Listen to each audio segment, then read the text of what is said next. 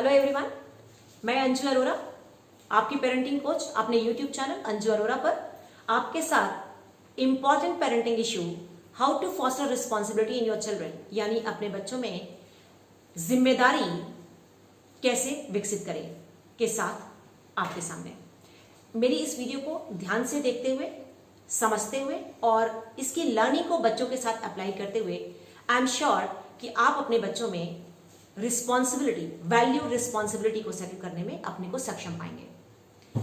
Well parents, तो हम सभी चाहते हैं कि हमारे बच्चे जिम्मेदार हों, क्योंकि जिम्मेदार बच्चे ही अभी स्कूल में और फिर बड़े होकर जिंदगी में सफल होते हैं। तो जिम्मेदारी से हम समझते क्या है, what do you mean by responsibility. अलग अलग लोगों के लिए रिस्पॉन्सिबिलिटी का अलग मतलब हो सकता है, जैसे कि अपने काम को बिना रिमाइंडर के करना, अपने काम के प्रति कमिटमेंट होना, अपने द्वारा किए गए काम को करते समय किसी गलती का हो जाना और उसको एक्सेप्ट करना बजाय कि डिफेंड करना और दोबारा वो गलती ना करने की कोशिश करना, और घर परिवार समाज में अपना सहयोग देना, अपना योगदान देना, किसी भी परिस्थिति में अपना बेस्ट करना, ये सब जिम्मेदारी है। और आप सोच रहे हैं ना कि मैंने अभी तक ये तो कहा ही नहीं कि आपका कहना मानना। वेल पेरेंट्स, तो आपका कहना मानना ओबेडियंस है, रिस्पॉन्सिबिलिटी नहीं। अक्सर पेरेंट्स ओबेडियंस एंड रिस्पॉन्सिबिलिटी में कंफ्यूज करते हैं। जब आपका बच्चा रिमाइंडर देकर अपना काम करे, आपके कहने पर अपने बर्तन सिंक में रखे, अपना कमरा साफ करे, वो ओबेडियंस है। पर जब आपका बच्चा बिना आपके रिमाइंडर्स के अपना काम खुद करने लगे, आगे बढ़कर घर के कामों में मदद करने लगे, हर वो काम जो उसके लिए जरूरी है खुद उसमें आगे आने लगे, अंदर बाहर के काम बढ़ चढ़ के करने लगे, तो वो जिम्मेदारी है। और हमारी पेरेंटिंग की जर्नी बेसिकली बच्चों को ओबेडियंस से रिस्पॉन्सिबिलिटी पर शिफ्ट करने की ही होती है। तो अब आपके बच्चे जो अभी ओबेडियंट हैं, आप लॉन्ग टर्म के लिए डेफिनेटली उनको रिस्पॉन्सिबल बनाना चाहते हैं, तो वो हम कैसे करें उसको आज हम बात करते हैं। वेल पेरेंट्स, अब आपको अपने बच्चों की ओबेडियंस से रिस्पॉन्सिबिलिटी की जर्नी पर जाते हुए सबसे पहले 3 बातें चेक करनी है। कहीं आप ऐसा तो नहीं कर रहे। फर्स्ट थिंग जो आपने चेक करनी है वो ये कि कहीं ऐसा तो नहीं कि आपका बच्चा वो एज अप्रोप्रिएट काम जो खुद कर सकता था वो आप कर रहे हैं। यानी आपका 5 साल का वो बच्चा जो अपना पानी लेकर खुद पी सकता है, खेलने के बाद अपने खिलौने खुद संभाल सकता है, और आपका वो 10 साल का बच्चा जो अपना बैग रात को टाइम टेबल के हिसाब से खुद पैक कर सकता है, जूते खुद पॉलिश कर सकता है, और आपका टीनेजर जो बाजार के काम करने में मदद कर सकता है, ला सकता है, पर आप ही वो काम करते चले जा रहे हैं।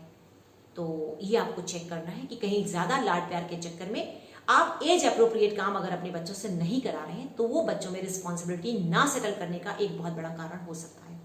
सेकेंड थिंग आपने जो चेक करनी है पेरेंट, कि कहीं ऐसा तो नहीं कि आप अपने बच्चों को उनकी जरूरत से ज्यादा प्रोवाइड करा रहे हैं।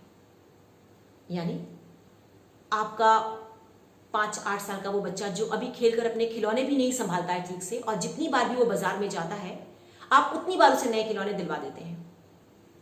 और आपका 10 साल का वो बच्चा जो पेन से लिखना शुरू कर रहा है, जो 10-20 रुपए के पेन से काम कर सकता है, और आप उसको हर बार इसलिए क्योंकि बाकी बच्चों के पास वो पेन है आप उसे 100, 150, 200 के पेन दिला देते हैं। आपका वो टीनेजर जिसके पास एक मोबाइल है लेकिन बाजार में नए फीचर्स के मोबाइल आते ही बच्चे के डिमांड पे आप उसे दिला देते हैं। ये आपको चेक करना है कि आप बच्चे को उसकी जरूरत से ज्यादा तो प्रोवाइड नहीं करा रहे हैं। थर्ड थिंग जो आपको चेक करनी है पेरेंट, वो ये ध्यान रखना है कि आपके बच्चे के जो एज अप्रोप्रिएट बिहेवियर्स हैं, जो आप उनसे उम्मीद करते हैं, जब वो नहीं करता है तो क्या आप उनको प्रोटेक्ट तो नहीं कर रहे हैं।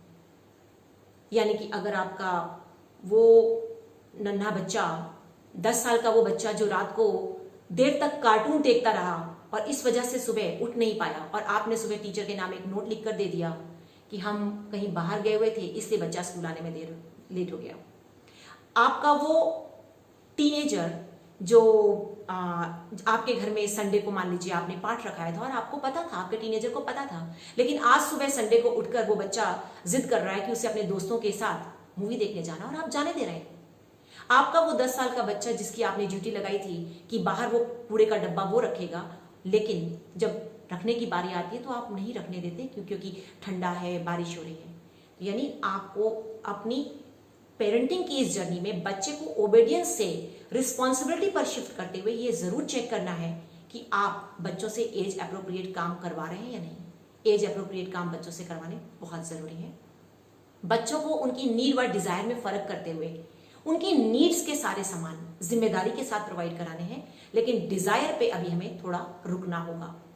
एंड इसी तरीके से अगर आपका बच्चा जो सही नहीं कर रहा इसलिए कि आपके बच्चे की टीचर को पता चलेगा, किसी और को पता चलेगा, वो आपके बारे में क्या सोचेंगे, और आप बच्चे को अगर आप बच्चे को प्रोटेक्ट कर रहे हैं तो अभी आप अपने बच्चे को रिस्पॉन्सिबिलिटी पर शिफ्ट करने के लिए अपना रोल नहीं प्ले कर रहे हैं।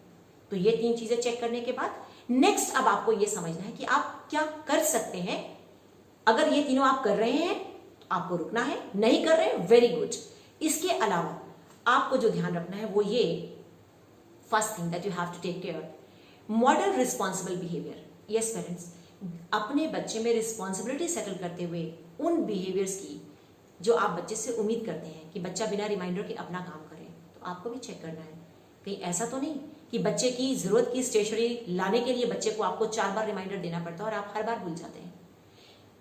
यानी जो कुछ भी आप बच्चे से करवाना चाहते हैं वो रिस्पॉन्सिबल बिहेवियर अपने प्रति, घर में औरों के प्रति, आपका, मम्मी पापा का बच्चों को नजर आना चाहिए। रिमेंबर, आपके बच्चे आपके शब्दों को नहीं सुनते हैं, वो आपके आचरण को बहुत सुंदर तरीके से ऑब्जर्व कर रहे होते हैं और वही फॉलो करते हैं।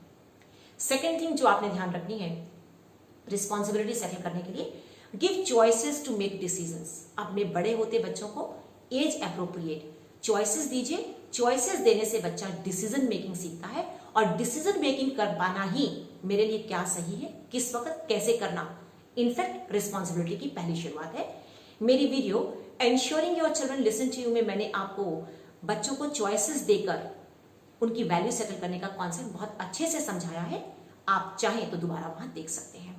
थर्ड थिंग जो आपने ध्यान रखनी है parent, use the language of responsibility. Means आपके बच्चे जब भी कुछ अच्छा कर पाते हैं, सही कर पाते हैं, एफर्ट्स उनके सही होते हैं, तो आप उनको प्रेज करें, आप उनको एक्नॉलेज करें, जिससे कि बच्चा उस काम को बार बार रिपीट करे। और ये कॉन्सेप्ट भी मैंने ऑल्टरनेट टू पनिशमेंट में बहुत अच्छे से समझाया है। मेरी वीडियो है ऑल्टरनेट टू पनिशमेंट में बहुत अच्छे से समझाया है कि how the praise gets the things repeated again and again based on the philosophy what gets attention gets repeated again. And next thing parents, जो आपको बच्चों में रिस्पॉन्सिबिलिटी की वैल्यू सेटल करने के लिए याद रखना है कि आपको बच्चे के साथ टीचर एंड कोच दोनों रोल में प्ले करना पड़ता है। यानी कुछ काम जो आपके बच्चे को आते ही नहीं है, जो आप उससे उम्मीद कर रहे हैं करने की, वो काम आपको सिखाने पड़ते हैं। और कुछ काम आपके बच्चे को आते हैं लेकिन अभी आपके बच्चे का मोटिवेशन नहीं है, वो करना नहीं चाहता, तो आपको कोच का रोल प्ले करना पड़ता है। आते हुए काम के लिए बच्चे को मोटिवेट करके आप उसमें उसको एक्सेल करना सिखाते हैं। Next thing that you have to remember while raising children, those who are responsible for themselves, use discipline strategies.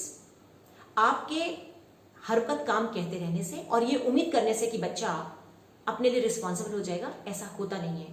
तो आपको बड़े होते बच्चों के साथ डायलॉग, डिस्कशन, इन सब के साथ आपको नेचुरल कॉन्सिक्वेंसेस व लॉजिकल कॉन्सिक्वेंसेस का कॉन्सेप्ट भी जरूर लगाना होता है।